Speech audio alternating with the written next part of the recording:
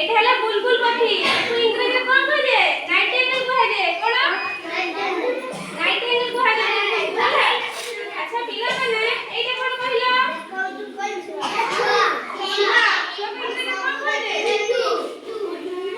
ইংরেজিতে প্যারট কইলে। কোন কইলে? প্যারট কইলে। এইটা পিলাମାନେ কি কোন এটা? পেঁচা। পেঁচা। এটা কোন ইংরেজিতে কোন কইবা? বল কইবা। আচ্ছা পিলাମାନେ ମୁଁ ତୁମମାନଙ୍କୁ ପକ୍ଷୀକି ନା ଶିଖେଇ ଦଉଚି ତାପରେ ତୁମମାନଙ୍କୁ ପଚାରି ମତେ କହିବ ହେଲା।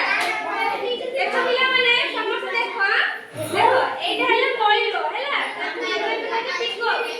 ଏଇଟା କଣ? ପିଜନ। ପିଜନକୁ ଓଡ଼ିଆରେ କହିବେ ପାରା। ବୁଝିଲେ ନା? ଏଇଟା କଣ? ସୁହା। ସୁହାକୁ ଇଂରେଜିରେ କଣ କହିଲେ? ପ୍ୟାରଟ୍ କୁହାଯାଏ। ଏଇଟା ହେଲା ପେଚା। ବୁଝିପାରିଲ? ଏଇଟା ହେଲା ପେଚା। ପେଚାକୁ ଇଂରେଜିରେ ଓଲ୍ କୁହାଯାଏ। ପିଲାମାନେ ଏଇଟା ଟିକେ ଚିହ୍ନି ଗଲେ କଣ ଅଛି? ବତକ। ବତକକୁ ଇଂରେଜିରେ କଣ କୁହାଯାଏ? ଡକ୍। এইটা হচ্ছে কোন? কুড়া। কুড়া। কুড়া মানে কোন কুড়া? এগ। এইটা কোন পিলাମାନେ? গঞ্জা। গঞ্জাକୁ ইংরেজিতে কোন কুহাଯାଏ? ডক কুহাଯାଏ। আচ্ছা পিলাମାନେ এইটা কোন କହିଲା? ଶାଗୁଣା। ଗରୁଡ଼ ପକ୍ଷୀ ହେଲା। ଇ କୋନ କୁହାଯାଏ? ଗରୁଡ଼ ପକ୍ଷୀ କୋନ କୁହାଯାଏ? ଇଗଲ କୁହାଯାଏ। ହଉ ଦେଖ ମୁଁ କହିଦିଏ ପ୍ରଥମେ। এইটা ହେଲା ପିଲାମାନେ କୁଆ ହେଲା। ଇଂରେଜିରେ ତାକୁ କ୍ରୋ କୁହାଯାଏ। এইটা ହେଲା କିଙ୍ଗଫିଶର। କିଙ୍ଗଫିଶରକୁ କୋନ କୁହାଯାଏ?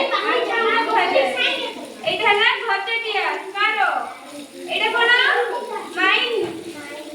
মাইনা। মাইনা মানে কোন? মানে ଗୋଟେ ପକ୍ଷୀ ହେଲା। এইটা কোন?